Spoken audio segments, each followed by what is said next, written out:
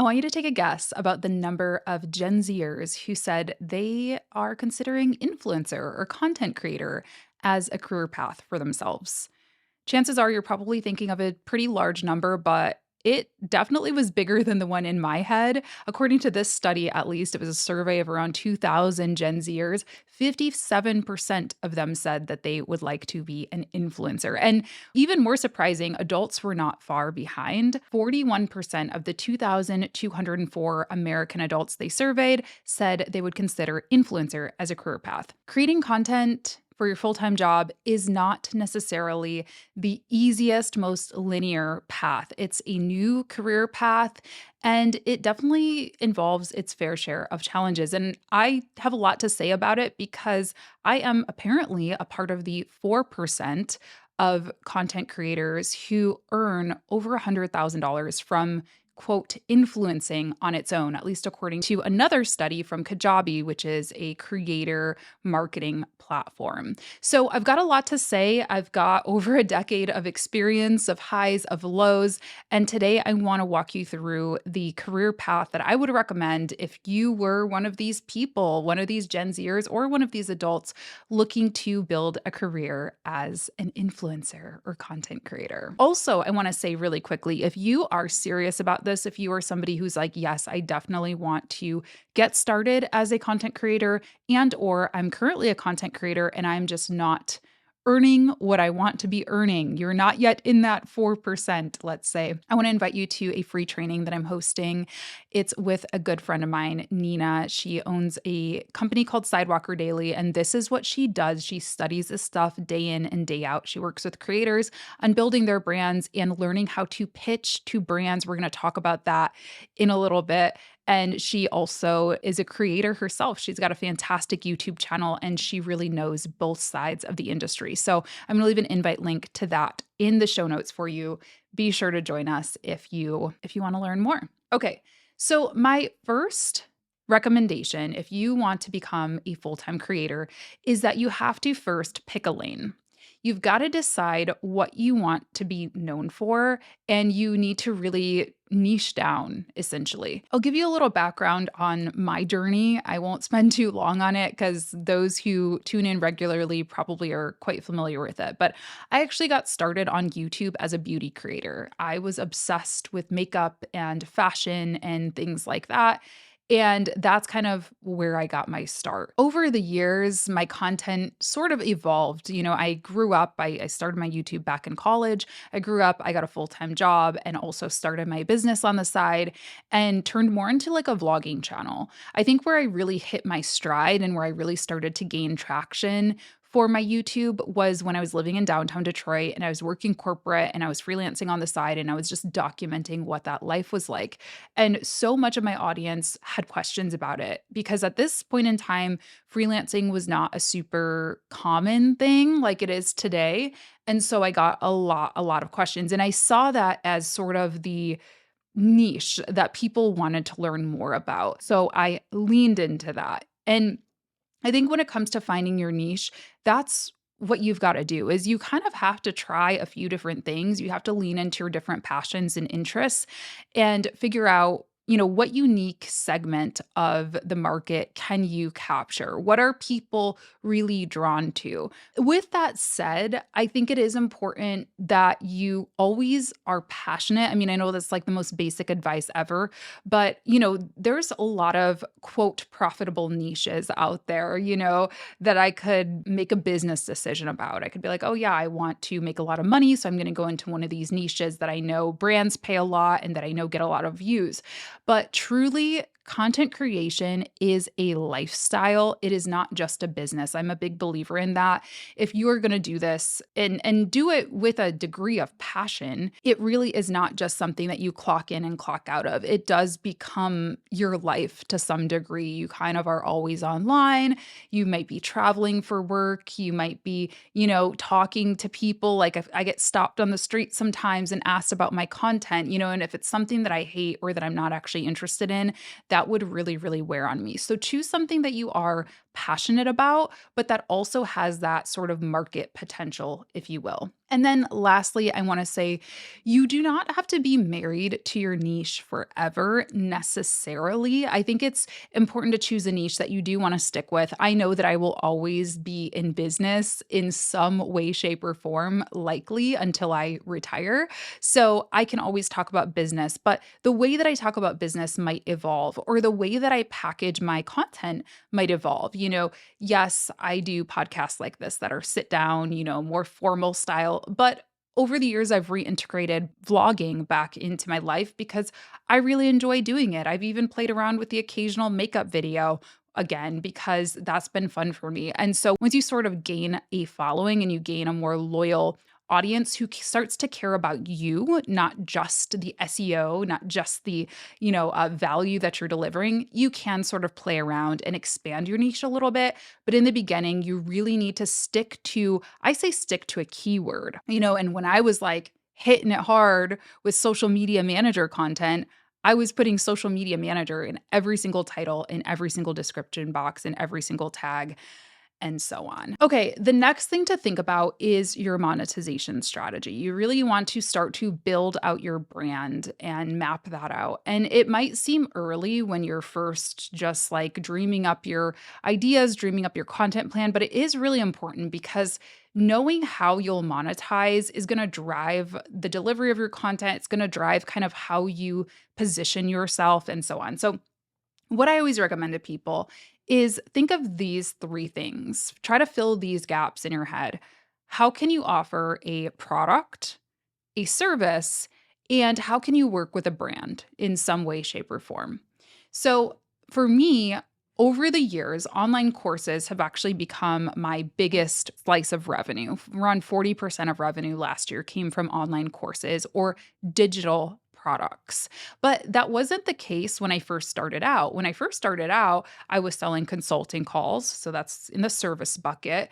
I was obviously doing a lot of done for you client work, which isn't I don't include that in my total creator income. That's kind of a separate business, but my creations, my videos really drove traffic to that business and helped me stay afloat, because if I didn't have any money coming in and I was just like, I'm just going to live my passion and create for my YouTube channel, I would have fizzled out. Like I wouldn't have made any money. So you've got to think of ways that you can make money. And then brand deals. Brand deals have grown over the years. Only, as recently as like the past 2 to 3 years have I made a sizable amount just from brand deals. So I would say maybe 40%, if I'm not mistaken, last year 30 or 40% came from brand deals. So that was over $100,000 just in brand deals alone, which was a huge milestone for me because historically, when I had a smaller audience, that was never really a sizable number. So again, be sure to come to Nina and my class because we'll talk about honestly a lot of the things that I learned from her. I did take her course maybe a year or 2 years ago,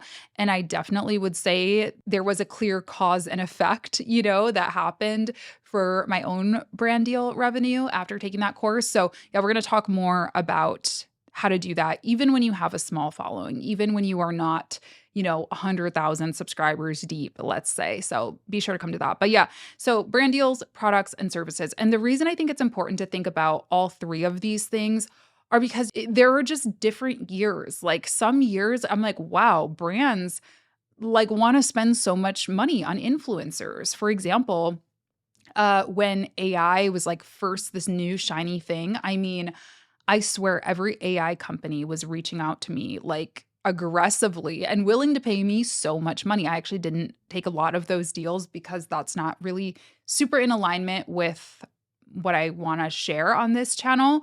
But yeah, like that could have been a really hot brand deal year for me if I would have capitalized on that. Other years, like for example, during lockdown and things like that, when people were at home a lot, when people were getting stimulus checks, courses were a even bigger number. They were probably 50 or 60% of my revenue. So I think it's important to be able to flex up or flex down and offer different things so that you're never like, oh my gosh, I've got to close my creator business because brands aren't paying this month, this year, this week, whatever. And I want to talk a little bit about monetization on platforms because I think a lot of creators think, Whenever I get to get monetized on YouTube, that's when I'll be a full-time creator. And I hate to break it to you, but for most channels, unless you are getting lots and lots of views, that is not really a reliable or sustainable revenue stream. Now, I have gotten paid on YouTube every single month for the past, I don't know, probably 5, 6, 7 years, maybe even. But I just did a video on my YouTube maybe a couple months ago where I shared my total revenue, and I don't remember the number offhand, so I'll link that video. But it was a very small percentage of total revenue. Like I want to say it was around $30,000 or something, which is not nothing. Don't get me wrong. There was a point in my not so distant past that $30,000 was like my total salary for the year. So I don't want to hand wave that away, but it is certainly not going to get you to that six-figure mark, at least if you have a small niche channel like mine, which in the grand scheme of things, yes, my YouTube channel is quite small. I do not have millions of followers. I do not get, millions or even tens of thousands of views most days. So, yeah, it is very possible to monetize as a smaller creator like myself, but on platform monetization like YouTube AdSense, TikTok, Instagram. I mean, my Instagram invoices are so funny. I get one again every single month, and I wish they would just hold it until it reaches a certain threshold because it'll literally be like 10 cents, 74 cents. I'm like, thanks. I mean, again, not trying to bite the hand that feeds, but brand deals, on the other hand, as I've already talked about, and I shared in that video as well, I made, over 100 and I think over 150 or $170,000 in brand deals last year, even as a small creator like myself. So it is very important to have a diversified stream of revenue, diversified streams of revenue so that you can, make a real career out of it. Then I think it's important to pick an avenue. Pick an avenue. So there are so many different places to create nowadays. And this is something I always say is kind of like a blessing and like privilege, I guess, of when I started creating content, because I knew I wanted to create videos because that's what I was passionate about. And there was really only like one place to realistically create a community around video when I started, and that was YouTube. So the choice was really easy for me. It was like, oh, duh. Like if I want to create videos, I get on YouTube. Nowadays, it's like there are so many different options out there. So I do really feel for the new folks who are like, in this, analysis fatigue, stressed out by trying to decide which platforms are right for them. But it is important that you do, I believe. I think that diversification on platforms is important as well, but I do also feel like if you spread yourself too thin, it becomes really overwhelming and it will really kill your momentum. So I say start with the platform that you are the most passionate about. Listen, there is a lot of data that you can look at if you want to say, all right, I want to reach women in their 20s. Okay, maybe go to TikTok or Instagram. I want to reach men in their 50s, probably go to LinkedIn, right? Like you can do that simple data analysis to make the smartest decision. But I also think, like I said, being a creator is a lifestyle. It is something that, it's more than just a job. And so you have to actually like what you're creating and you have to feel at home on the platform that you're creating on. And so, yeah, for me, like I love watching YouTube. I watch YouTube on my days off. I listen to YouTube even when I'm not watching it. Like I just love the art of specifically long form video content. That's just my preference. Now, I can do short form, right? Like when a brand wants me to do an Instagram reel, I do it, if we're doing a sponsorship, and I can repurpose my long form content onto those platforms, but that is probably never going to feel like home for me. It just isn't my preference. And so, as much as I can try to force myself to be a TikToker or be an Instagram reeler or whatever, like at the end of the day, YouTube feels like home. And that is why I've been able to be consistent for 10 plus years. Truly consistent, meaning a weekly video for pretty much all 10 years of that time. I can't say the same thing for short form video. I go months without posting on Instagram because I don't personally love it as much. So start with that platform that you really love. And then from there, you can kind of scale and you can start to repurpose. You can start to add things into the mix once you get in your groove of consistency, which really is, I think, the secret to longevity as a creator. We'll get to that in a second. But I also think it's important to kind of define your style. So, again, this is going to come with experimentation for sure. You've got to just start creating different things to see what you like, to see what is sustainable for you, to see what you can realistically continuously create over and over again. But once you kind of find the thing that your audience likes, that you like, stick to it. For an example of that is this podcast. I film it the same way. And I do that for a couple of reasons. One, because audiences come back and they like that familiarity, but also because it makes it really easy for me to stay consistent because I know exactly how to set up for this shot. I'm not like always having to reinvent the wheel and try new things and stress myself out. Now, there is something to be said for trying new things, one for your creative muscles and like your creative passions, but also just to keep things fresh for your audience. But I think having that signature format on that signature platform is a recipe for growth. And then the last step is repurposing and repeating. So, like I said, over time, once you get that key format on that key platform nailed down, you're going to want to use other platforms as a distribution channel to drive back to that main content and or just to act as, brand content for you, for your personal brand. I repurpose my content onto short form platforms. I repurpose it into text via my email list. That's really huge. I do, all the things. I've got a podcast and so on and so forth.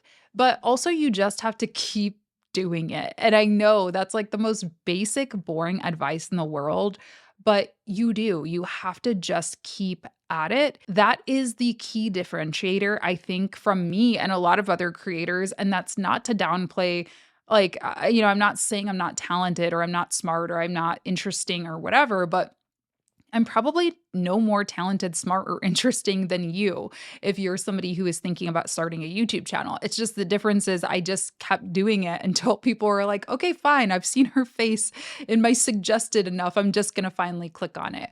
Or, until that familiarity was bred among my audience members that they did kind of start to develop a fondness or liking for me. Like, I know that sounds maybe a little self-deprecating, but it's just true. We respond to repeated messaging, repeated exposure, and so consistency is a huge name of the game. It's also important because it helps you improve.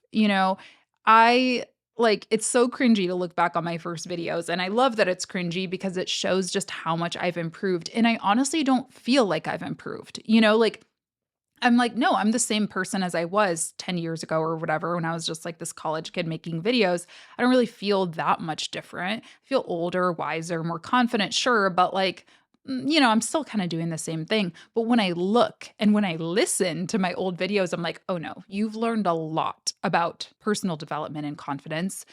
Hairstyling, let's just say. Wow.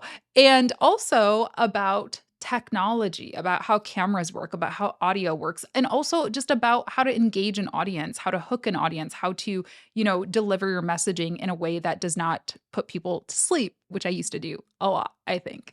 So it will help you grow by staying consistent week after week. And truly, yeah, I think that is like if I have to give you an answer of how often you should be posting, definitely for long form content like on YouTube or a podcast, I think weekly is where you're going to see that momentum. I think if you can do more than once a week, you'll see even more momentum. So again, when I was kind of at my peak, you could say like peak growth, where I was just like growing so fast, I was posting 3 videos a week, minimum 2, but usually 3 videos a week. And that was hard for sure, but it was for a season. And I think that now that I'm at a place where I'm like, okay, I'm happy with, just maintaining, I'm not really aiming for mega growth. Like, I don't really need a million subscribers on YouTube. I'm not going to say that I wouldn't welcome that, I guess, but it's not really something I crave or that I need to run my business. Like if my business can maintain where I'm at now, I'm doing really, really well. So that's kind of the season that I'm in. But when you're in growth phase, yeah, like go at it as consistent as you can while maintaining quality. Obviously, you don't want to just pump out garbage, But if you can do a very good polished video twice a week on YouTube, amazing. I think the short form platforms you do have to post more on. I am less knowledgeable about that, I'll be honest, because like I said, that's not really my strong suit.